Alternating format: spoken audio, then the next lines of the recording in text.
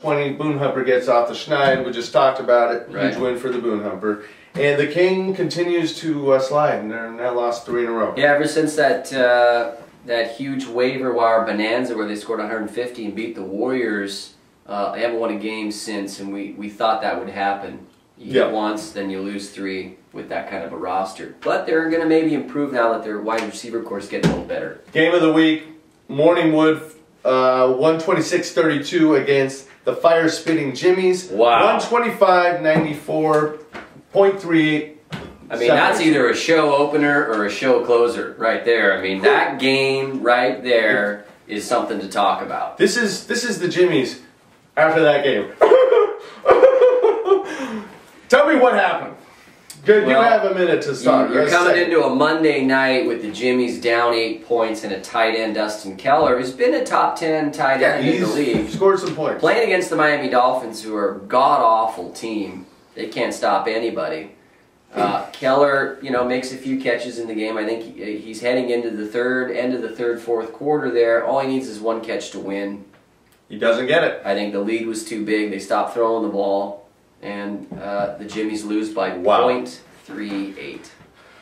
And we love to talk about those wins, but I'm sure you hate to remember them. So just let it go. Mason Keith Colby 112.80. The Goods 108.22. Mason Keith Colby only 112 this week, but they still get a win. Been my #1 power ranked team the last 3 weeks. Mason Keith Colby so far hadn't done wrong, but we knew it was that quarterback wide receiver tandem with Brady Welker that was really pushing him over the edge every week. This week, they did okay. Not bad, but not great. And then you see how they just scraped by 4 with playing a really underachieving opponent. Got a good matchup this week against the Mofos. We'll talk about that. The Rollers 137.82. Redonkulous 108. We just talked about Redonkulous. Underachieving. Let's talk about the Rollers. 137.82. They're 5-1. They look pretty good. It's a team that continues to win. They come off the loss of the Peaceful Warriors, but they don't miss a step. They go right into their winning ways again. 3 or 4 wins have been. He's only scored in the 130s. It doesn't seem like he's just putting up just enough points. Yeah, I mean, he's doing what it takes to win. Now, the question being is now he's getting hit by that injury bug, and we'll see how they respond. It looks like Javid Best has concussion issues. He's at least out probably a week, but he gets one more. He might be sitting up there with the puppets. Concussions are never good, people. Lunches for Whips, 121.74. The Mofos, 108.02. Lunches for Whips has been, I think both our teams, we've got a good eye on this team. A lot of potential and a big win. Yeah, I mean, they are hot now. They've got talent on the team, and he's starting to work that waiver wire like we talked about last week. We've been talking about how we didn't believe in the Mofos since the first show, yet we were kind of forced to power rank them after a couple of more wins. Now we're finally seeing maybe what we think the Mofos really are, and that's a 100 in the low teens scoring team. And that'll get you maybe just to the door of the dance. You might even get in, but you're going to get kicked out real fast. Well, I think the history shows us that this Mofos team has always started out pretty well. Always winning 3, 4, 5 games early. And then, I don't know whether the manager there just got an important phone call. But nothing seems to happen after that. So it'll be interesting to see. Do you think that the management of Mofos not forward-thinking about... I mean, the season is all about streaks and trends. Teams get hot, teams slow down. Is he just got his horse? Is he picking the wrong horses in the wrong races? Or well, I think he was really proud of his draft, and I think like the Morningwood, they tend to rest on their laurels a little bit. That's why you see him win those early games, but they don't build their team through the waiver wire properly. They don't have that depth that can sustain bye-week blues and then injuries that come up. Has the Mofo franchise ever made it to the dance? Do you know? They've been a playoff team, I believe, at least one of the years here in Fantasy League Fantastico, but never won a playoff game, to my knowledge. I think that manager needs to look in the mirror. All right. Yes. Now we're on to our special segment of the show.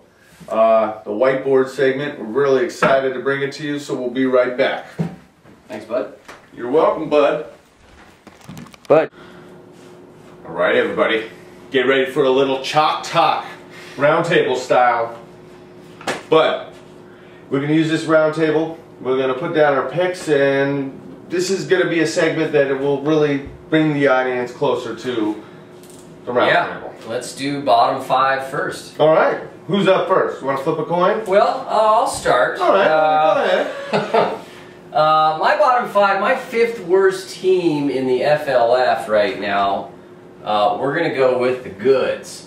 We know they've been hit by injury. They've been making some moves on the wire, starting to rebuild a little bit. I think they're going to be okay.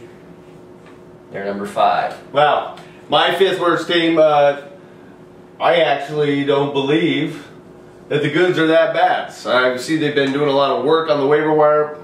I think that receiver core is coming together. That might be one of my teams to watch next week. My 5th worst team is going to be the Peaceful Warriors. Wow.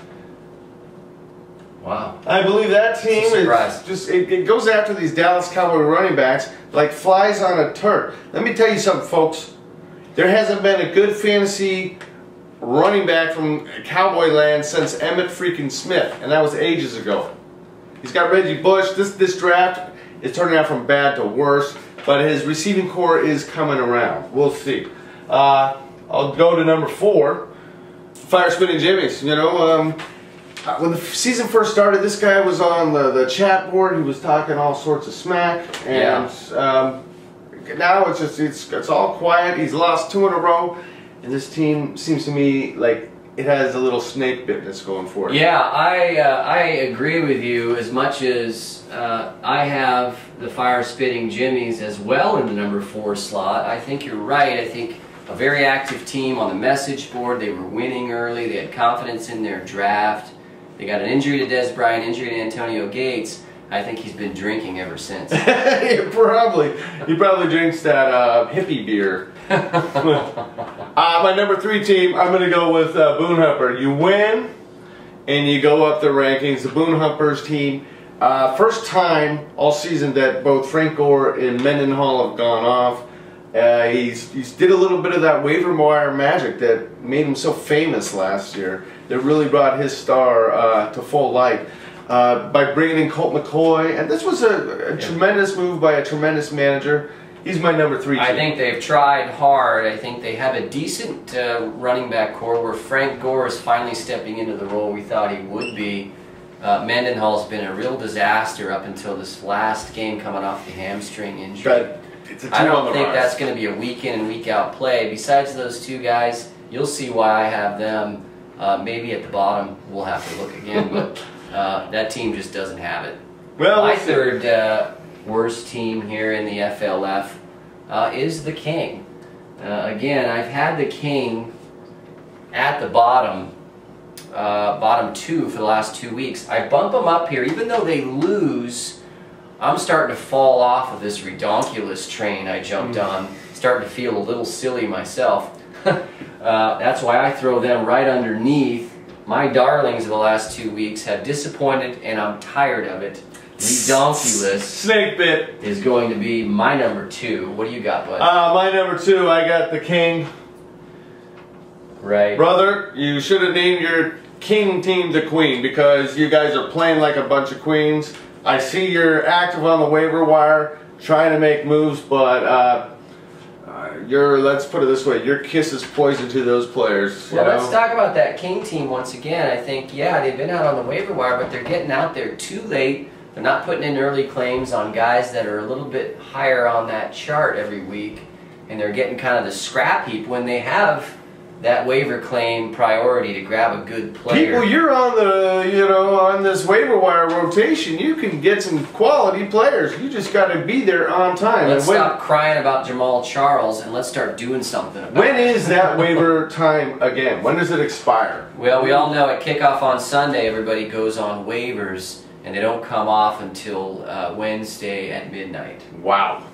So you got a lot of time, people, to make Christmas in the Fantasy League Fantastico. You wake up in the morning, you run to that computer, and you see, hey, what did Santa bring? Sometimes you're pleased, other times you're not, other times you're in that we'll see. Yeah.